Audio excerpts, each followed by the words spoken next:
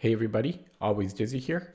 Um, I am going to talk about round 7 from the 2024 inaugural New Year's Open. Um, yeah, it's a good thing I in my recording software down here, the first time I did it, I didn't actually press the record button. So, but then I noticed that I didn't press it properly. That would have sucked because to make these videos takes a lot of effort. So it's recording now, and I'm happy I didn't screw up. I would have been so frustrated. Okay, yeah. So as a recap, in the previous round, in round 6, I drew against a child prodigy, which I didn't mind, even though I would lose some points from that, because I had a really terrible start to the tournament. And then I was starting to make a bit of a restoration to my score. So at this point, I'm at 2.5 out of 6. So I'm at below 50%. I was hoping for a win here just because my goal really at this point was basically to score 50%, because I think 50% would be a good result for me, because this is a pretty tough tournament. In this, when saw the pairing the night before, I think it was up the night before, I was a bit frustrated because I'm facing a 1200, which means if I win, I get maybe 1 point, right? Maybe, maybe 2 points.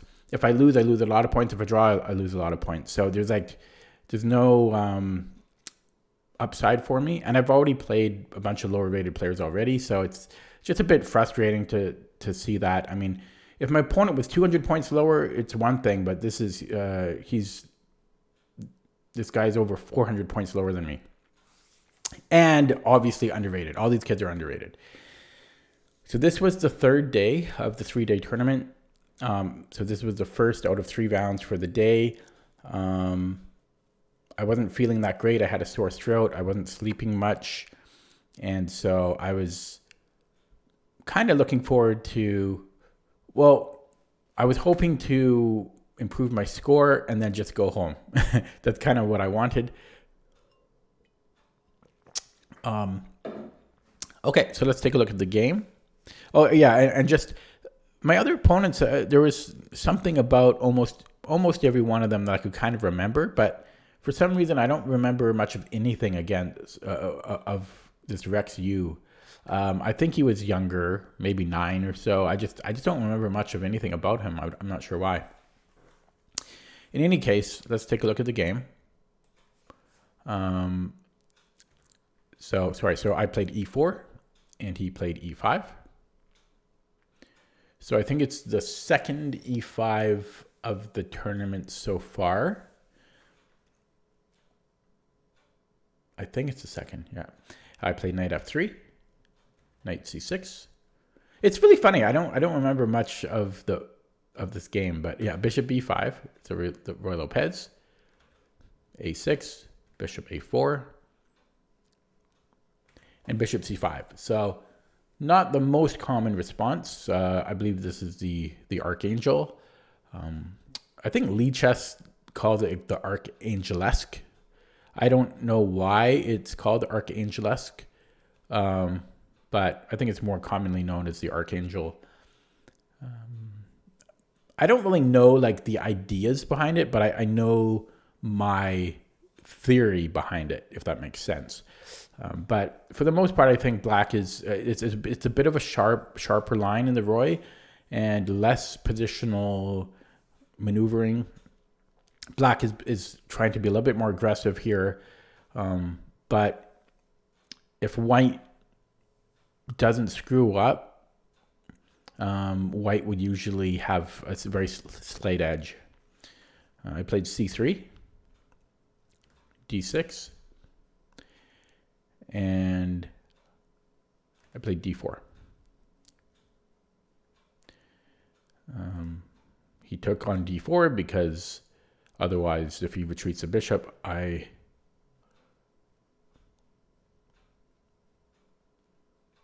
don't know if I would take on e5. if he retreats to his bishop here. Maybe I take the knight first. Yeah, so if he retreats a bishop, I might take on c6 and then e takes d5. D takes c5. Yeah, something like that. But sometimes that's not even good. But in any case, he took on d4, which I think is the best move. I recaptured. He gave a check on b4. And I played knight c3. So surprisingly, and hopefully I'm not giving away too much for my future opponents. Well, this is actually as much as I had in my repertoire for this line, which is very shallow. It's usually I don't have only 8 moves in, but that's as far as I had here, which kind of explains why I had some difficulties after this.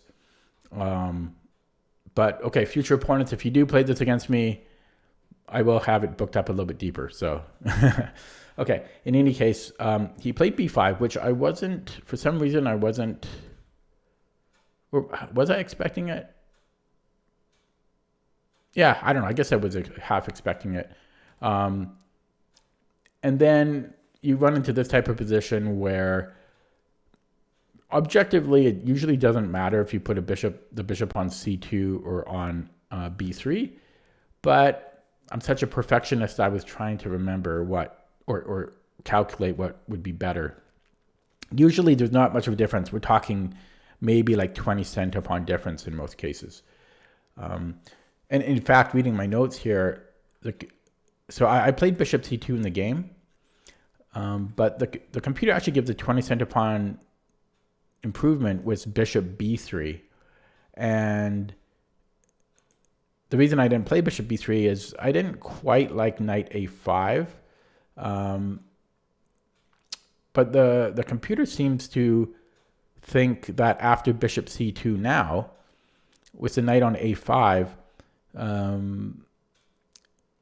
it's kind of out of place, and it's not really going to go to c4 because it can get kicked out immediately with b3, and our bishop is fine on c2 because that's what we would have gone. That's where we would have gone anyways.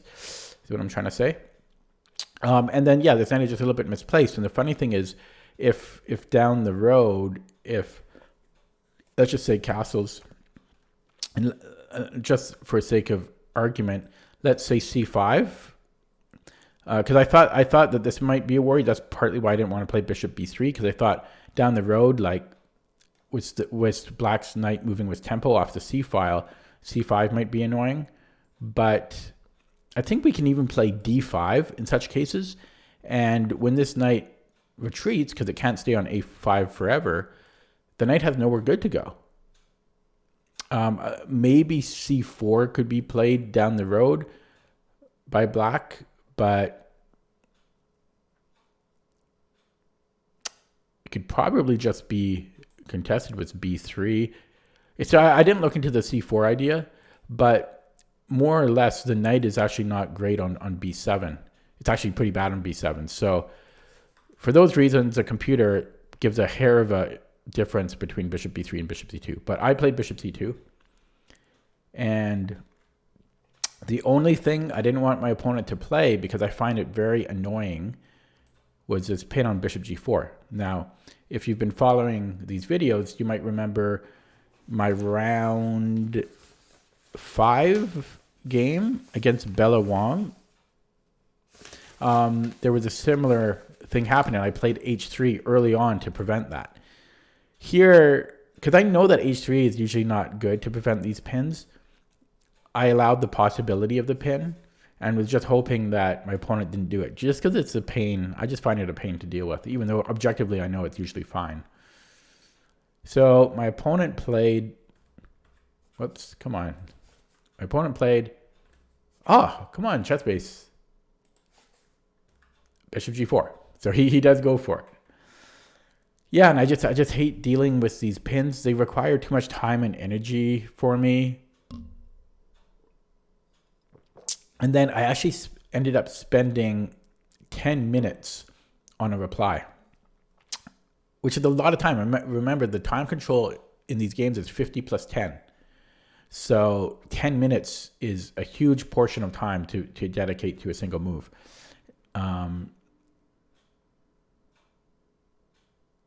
So I'm just reading my notes here. So the most natural move is castles, but my concern after castling was that black has queen f6.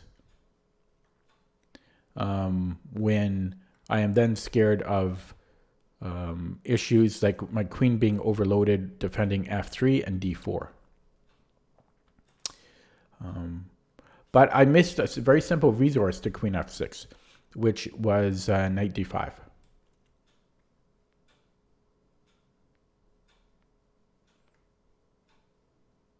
So that just kind of answers everything.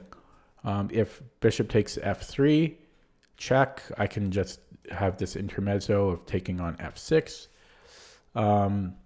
And, well, there's nothing, I mean, this is just, this is just good for white. I mean, if the queen goes back to d8, then, well, for one thing, black kind of loses a tempo. I'm not sure if I would take on b4 here, maybe. And then we might have maybe bishop g5. I don't know, but this seems pretty good for us. Yeah, but I just missed knight d5. And even then, I think even without knight d5, the computer was just totally comfortable here. Like even without knight d5, if we played something, I think maybe like a3. No, that can't be right.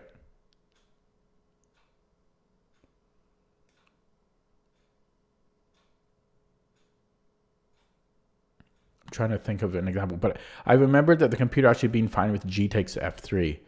So, okay, so let's say bishop e3 instead. So bishop e3 here. I think it was even fine with this. So after bishop takes f3, g takes f3, if I remember right. And yeah, the computer's happy because we still have knight d5 later. And the open g file doesn't matter so much, I guess, when a couple pieces are still on the queen side and it's just not enough for black to attack. So basically, I worried myself too much here, and I missed this knight d5 idea.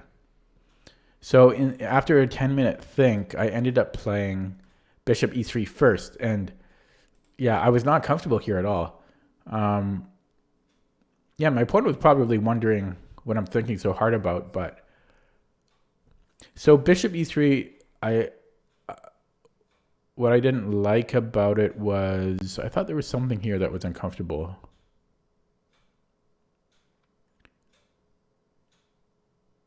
I forget what it was now. It might have been queen f6 anyways.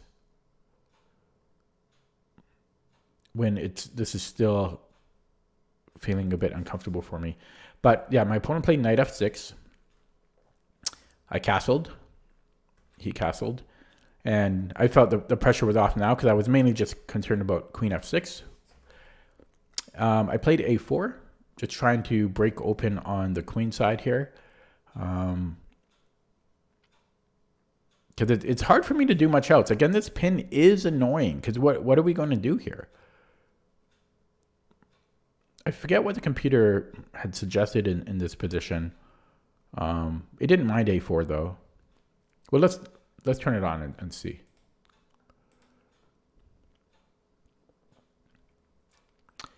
Okay, it's loading here. So anything, h3, knight e2.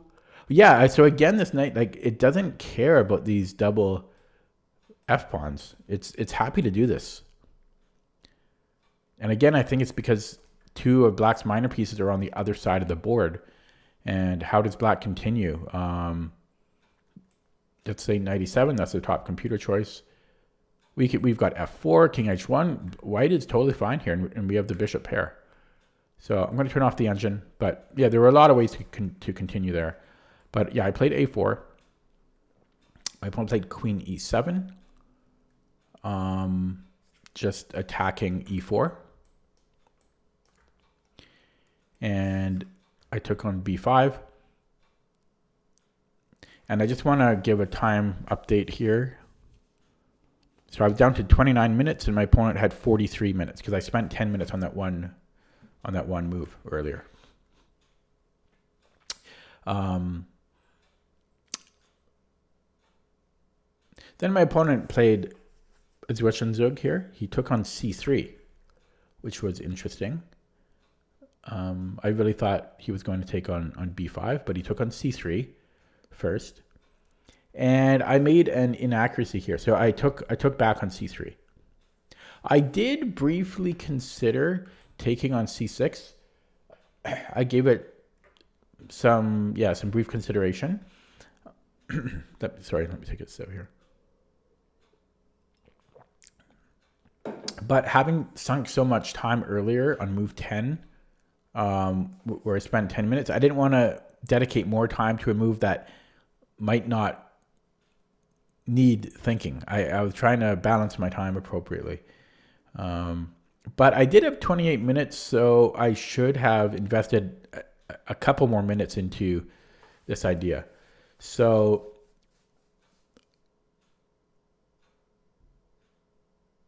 I just realized I put my notes. I wrote my notes incorrectly, but that's okay.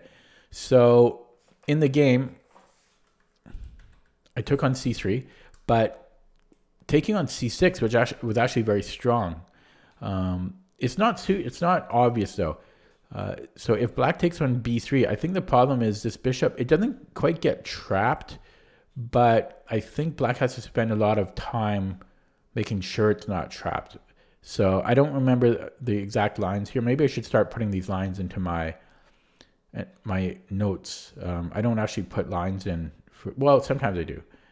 In this case, I didn't. But yeah, so I think, I don't know, is it? Yeah, so let's say rook a2, and you know what? I'm gonna put it on the engine because I don't want to guess for this video. So I'll just put on the engine really quick. So there's multiple moves. There's rook b1. There's rook a2. Let's take a look at rook a2. If rook b8, rook a b8. There's multiple moves here, but the top engine choice is queen d3. And the thing is, again, this bishop can't retreat. It can't move anywhere. If black tries to buy time, that only buys one move. And what can black do? So let's just give him, let's say he doubles up on the b file. We can actually go bishop b3 now, and this bishop is going to get trapped if he doubles up on... Actually, then we just take the bishop. So, yeah, this is actually not really going to survive. Whoops, sorry, that's my bishop. I don't even know when I'm smoking here. Yeah, so there were taking on c6 was a strong option. I don't really regret my decision though that much. I mean, yeah, if I could go back in time, I would take on c6. But again, I did have to balance my clock time, and that's not simple to calculate that line like this, and then to see how we can keep that. Then again, this is a pretty good pawn too, so maybe it was worth it just to get that c6 pawn. Maybe I play d5 and then go after the a6. I'm not sure.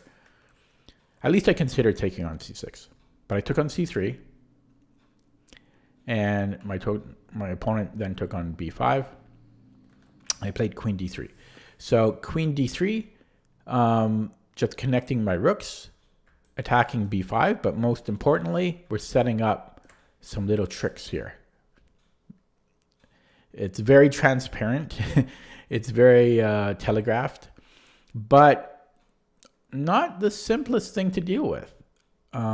There's multiple things that black has to worry about now. So my opponent played b4. And I continued. So I do think I spent some time on this. I played e5. So the engine seems to think this is a little rushed. It's not a blunder, but it's a little rushed. The computer preferred moves like bishop g5, and there were some other ideas it liked as well. but I had already spent time calculating e5 here, and it seemed to give me a decent position. So I didn't want to then invest time looking at other ideas. Again, I was trying to balance my clock time, because here I'm down to 24 minutes, right? 10-second increment. I can't think forever on these moves. So yeah, I played e5. He took. And then here I kind of wasted some time deciding between knight takes and d takes, but I think they just transpose, because I think he has to recapture on it. So wait, that can't be right.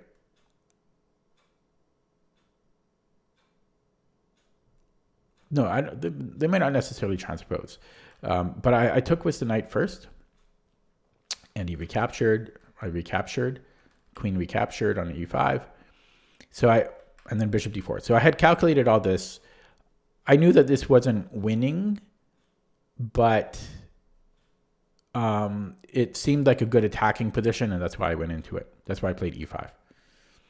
My opponent played queen h5, which was what I was kind of calculating and expecting, defending against mate. I think there were other... Wasn't there... was there another play? Let me just turn on the engine. Again, maybe I should put these into my notes beforehand, but I thought there might have been a better reply from black, actually. Yeah, there were other options, because the knight isn't under attack immediately. So the best move, according to the engine, is queen d6, when I can't afford to take on f6, because then he just takes my queen, removing the mate threat. And there was also queen e2, again attacking my queen. And there were some other options as well. But queen h5 is very natural. And so I removed the defender and gave him double pawns. I was very cognizant of the fact of the open g file against me, but I felt that I could defend against that easily enough with just like g3.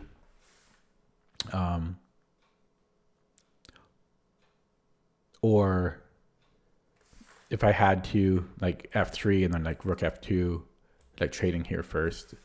It felt reasonably safe, and I felt the long-term deficit to black's position was worth it for me. I took on b4. There were other ways to maybe trading on a8 was better. I'm not sure, but I took on b4. My opponent played bishop e2, which I didn't see. Believe it or not, I just did not see it. And I don't know if my opponent didn't see that I had a very simple reply or not, but he seemed very confident about the move, and then he got up. He got up immediately after making it. Often when people do that, they're doing it because there's like a psychological effect, like deal with this. This is a very strong move. But yeah, and that's the first time he got up all game, I think. He might have got up before. He was a kid, but yeah, he made the move and he got up, and he was gone for a while. He was gone for it felt a little while, so like 5 minutes or so. That's a long time for this time control. So I actually spent 5 minutes on my reply.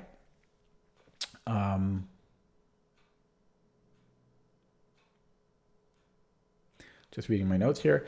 Yeah, I spent 5 minutes on a reply because I sense that there might be a tactic here. Like the first move that comes to mind is queen g3 check, just getting off of this fork with this intermezzo and then just saving the exchange, right? But again, I sensed there might be a tactic because there's like nearly a mate's threat. There's stuff like rook takes a8. The bishop is kind of weirdly placed. So yeah, I spent 5 minutes, and then I saw queen e4, which seemed very strong. Oh no! Oh wait. Yeah.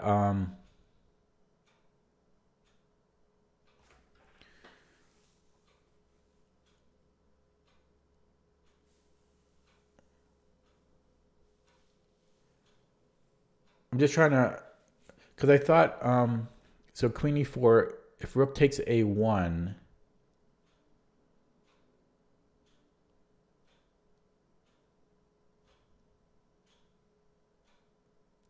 yeah, I think I was just happy with rook takes back on a1, and then my queen is centralized. I'm controlling the open a file, so I would have been happy with that. And if he doesn't take on a1, well, oh yeah, then I'm threatening rook takes a8, right? So, and if he did some other move like if after queen e4, rook f e8, then I can just take on a8 still. Yeah. So I was really looking at queen e4, and then I realized that just loses immediately to rook a e8. So I dodged a bullet there because I was really considering this. And this just loses the exchange, I believe, because I have to move the queen somewhere. Nowhere good, and then he just takes on f8. In fact, that actually looks like a mate. Oh no, I could take with the rook, but I can't take with the king because you get this very common mating theme that you see in puzzles all the time. So after 5 minutes, I did play queen g3, which is the only move I believe. My opponent played king h8.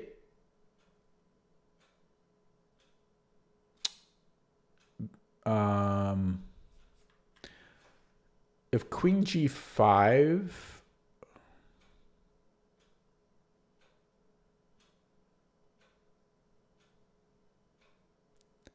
I didn't really look at queen g5.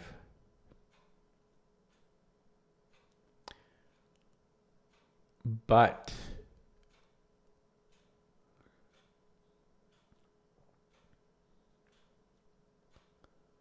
I wonder if I could just take on a8.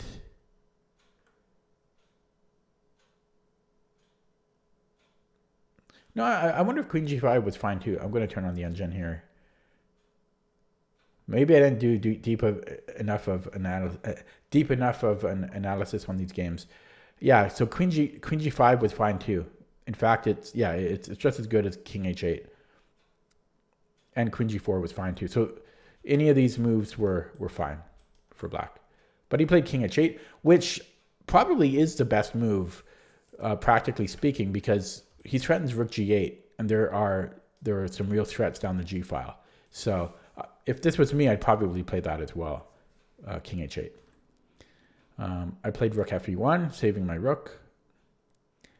And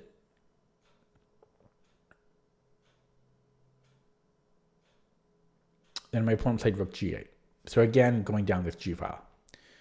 A supernatural move and a very scary move because he's threatening mate. And he calculated here a little bit beforehand, and I had to calculate this too. I think I was calculating this after I played queen g3. So if I move the queen somewhere, let's say queen e3, right, attacking e2, then this just loses on the spot to rook g2 check. I have to take the rook because there's a mate threat on h2. And then simply bishop f3. Wait, no, that can't be right because I would take it.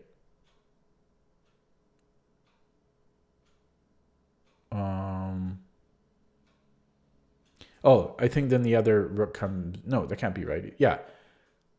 Yeah, then I think this check comes in, if I'm remembering. And then then we'll go king h1. And then there's this check here. And we lose the queen. I believe that was the worry. Yeah. So yeah, so that was scary. And because of that, but this is actually a blunder, and this actually loses the game. Again, it's a natural move, but my opponent needs to be a little bit more careful here. So I took on a8. So another kind of tactic that you'll see in a lot of lower rated puzzles. The rook is now pinned. It can't take my queen. And he can take on a8.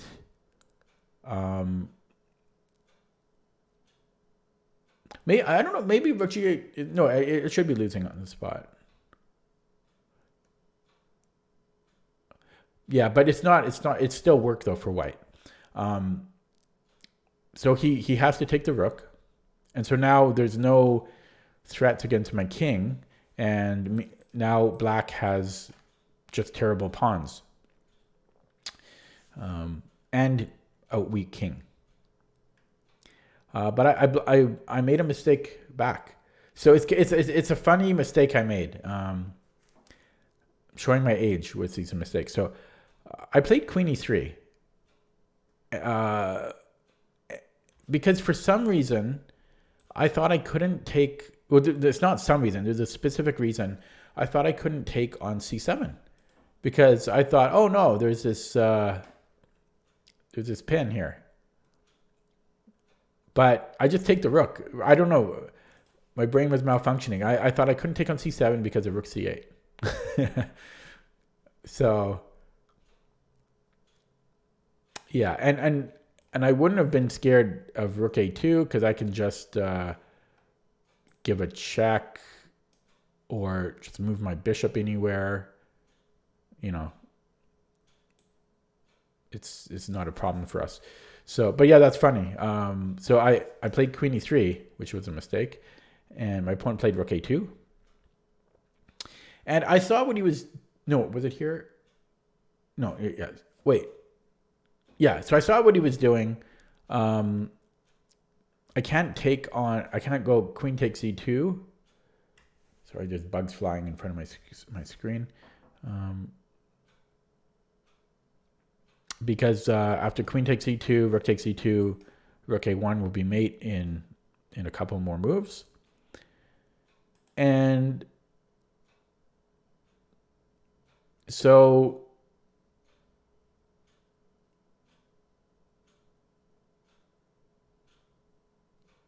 sorry, my brain. I'm just trying to remember things here.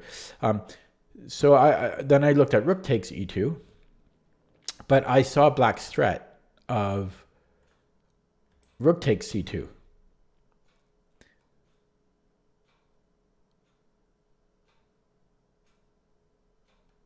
Sorry, my brain's going really slow here. If I take on c2, then there's queen takes d1, mate in another move after queen d1. Right? So just to show you on the board. So I saw this right away, that would be mate. But I don't know, my brain was just kind of shutting down then, kind of like it is right now. And there were better moves that I could have played, much better. But for some reason, I did continue with rook takes e2 anyways. I did feel that my pawn structure is better than black's, but I left too much on the table here. Like it's too close still after rook takes e2. So much better. And by the way, I wasted I only had 9 minutes here, and I spent 6 minutes playing rook takes e2, which is not nearly one of the best replies I could have played. But I really tend to panic when I'm low on the clock. As I get older, I really panic, and so much better would have been reading my notes here. Wait, what?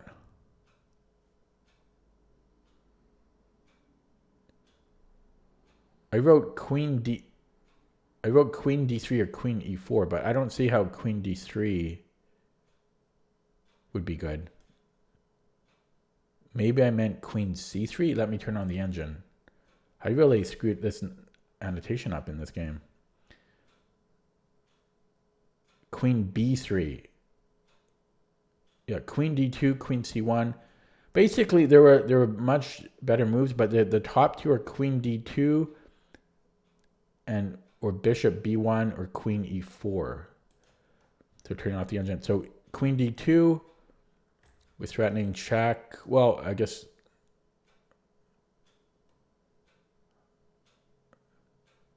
actually no. I think here we're threatening to take the bishop now, because then our queen can now defend by going to f1. We'll be up a bishop. But yeah, there were better moves. I basically just had to move the queen or my bishop. Had multiple ways to do this, but yeah. Okay. Anyways, I took on e2. My opponent took on c2. He was probably really hoping at this point, like, oh yeah, he's going to take the rook, and I'm gonna checkmate him. But yeah, I just brought the rook back. At this point, I had 4 minutes. My opponent had 25 minutes. So to describe what I was feeling at this point, I felt pretty good. Like I was low on the clock, but my pawns were better, and I felt that I had very high chances of a draw, which honestly I would have been okay with, because again, everyone's so underrated. I had a really bad start. If I got 3 out of 7, that's almost 50%. So it still gives me a chance to later on end the tournament with 50%. So I would have been okay with a draw. That's what I was thinking. And I prefer white here over black because of my pawns, even with the time disadvantage. My opponent played rook c4, and just going straight b-line after my b pawn. Oh, there you go, b-line after my b pawn. But the problem with this is he's starting to ignore his king safety. His king is in the corner all by its lonesome, and his pawns aren't doing a great job of sheltering him either. So I played queen e7, threatening a mate in 1. Those are always good. Threatening to take on f6 and defending b4, and I still defend my rook. It does everything. It slices, it dices. So yeah, the queen on e7 was just kind of the perfect option here. Giving a check would have been pointless, right? After king g7. In fact, more than pointless. We improved black's king. Black's king is actually very safe now. So that would have been a big mistake. My opponent played king g7 now. And the difference between, if you're asking, like, what's the difference between queen e8 check and queen e7? There's a few things. One is that we're also have an eye on c7, but again, with the queen on e7, we're attacking f6, and we're also defending c4. So it's much better on e7. Yeah, after king g7. I played h3 just to be safe, because you never know. There could be back rank issues. Just be safe at this point. You can't be too safe. And I didn't want to play g3 because, or f3, because I wanted to have possibilities of bringing in the rook, a rook lift. And so h3 lets us do that. And also, I mean, in a perfect world, I would like to go a rook lift immediately, which should be winning. But again, there's back rank issues here. So h3 creates lift. And yeah, my opponent didn't consider how dangerous my intentions were here, because he blundered and played queen b5, still going after my b pawn. Also, I think he was trying to flag me, because again, like at this point, I was down to 2 minutes now. My opponent had 23 minutes. And he made this move very quickly, this queen b5. And I'm still writing down my moves. I don't have to write them down because we're under 5 minutes and there's only 10-second increment. I don't have to write down the moves, but I did for you guys. So you're welcome. Yeah, and so once he played queen b5, well, this is looking pretty good for me. I played rook e3. And this is when my opponent kind of realized, uh-oh. And he spent 6 minutes on his reply, which I think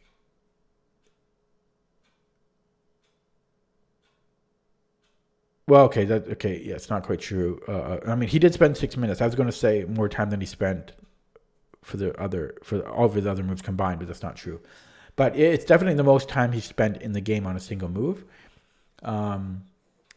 And so here, I was calculating a bit, but it was also, I was having some difficulty keeping focused, and but I was looking at King G6 as a possibility. This was kind of interesting. I still felt white was better, probably winning, but I wasn't 100% sure. I was looking at then Rook G3, Rook G. Wait, sorry. Let me just put it on the board to show you. So after King G6, Rook G3, and King F5.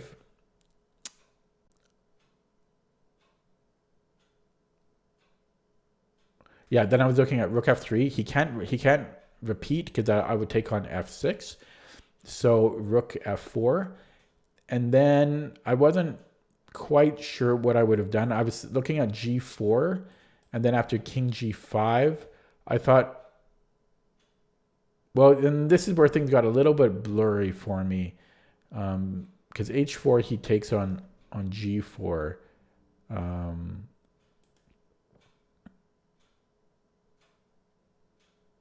Although I think we can take, and then it's mate here.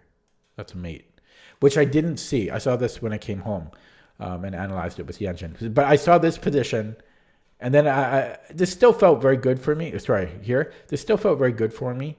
And I think it is just still completely winning, even without Rook takes F4. Let me just turn on the engine to see if there's any other options other than Rook takes F4 here. Yeah, there's a lot. There's two other moves. Queen takes F7 as well, which is surprising. But if the point is there's a mate on H5 here, and there was another move as well, which I didn't look at right now. But anyways, I was looking at that line. I was starting to calculate that line because I thought that might be his best response here. But instead, he played Queen F5.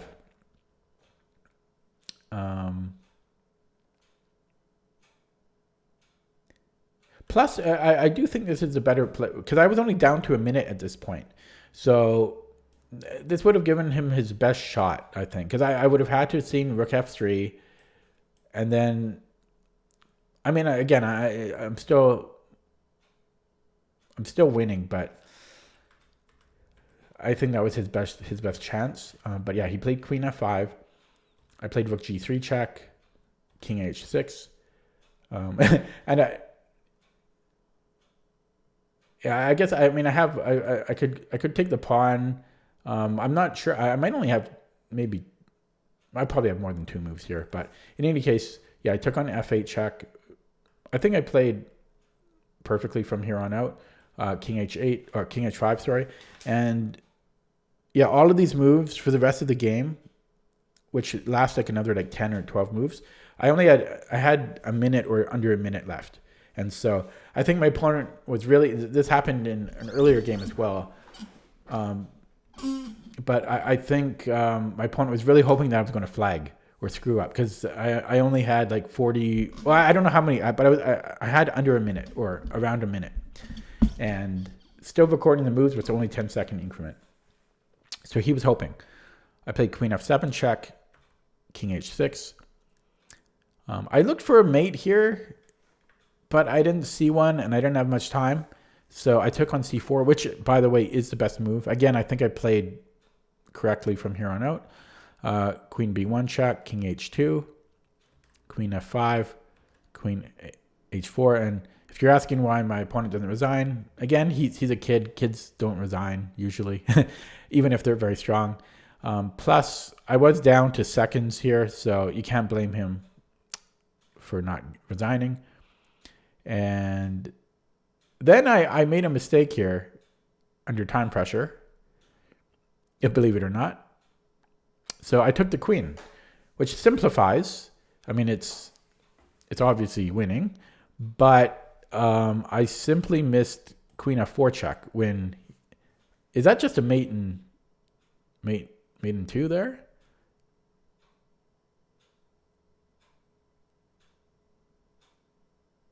No, it's not. It's not a mate in 2. Sorry, but it wins his queen on the spot while retaining my queen. So I missed Queen F4. But if It's not a big deal.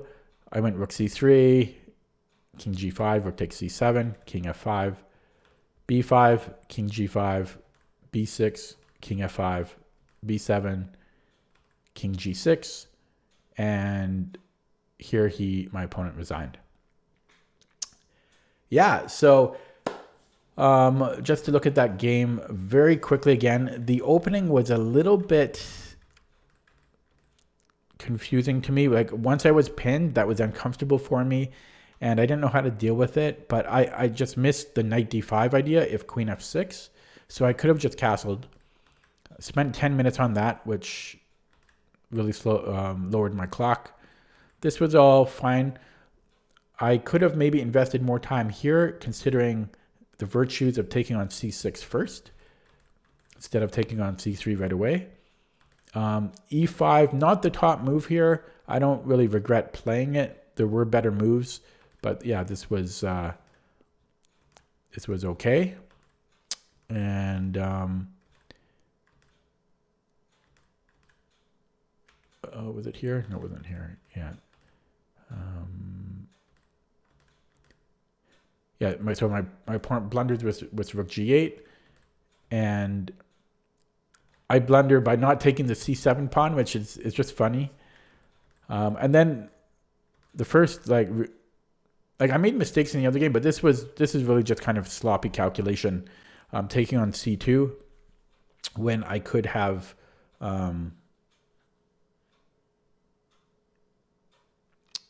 avoided that trade, and keeping my bishop on here. Like this is a pretty good bishop because we can always threaten the h7 pawn. So I could have kept the bishops on here, but in any case, this is how it proceeded. And then my opponent blundered with the queen b5. That being said, like again, white still has an edge here because of the pawns. It wouldn't have been. It's not much of an edge, but it's something. But yeah, it was proper play. It should be a draw here, and then yeah, just blundered at the end. Okay, so I felt great after that game. Again, I don't really gain any points from it, but after this game, after this win, I was now 3.5 out of 7. I somehow crawled back to 50%, which normally is not something you want to celebrate. 50% just like equal, but going into the tournament, remember I started at the bottom 2/3 in terms of rating for this section. And so I was doing better than some like 1800s in the tournament. And so yeah, I was feeling a lot better than I was a few rounds ago. And the nice thing is,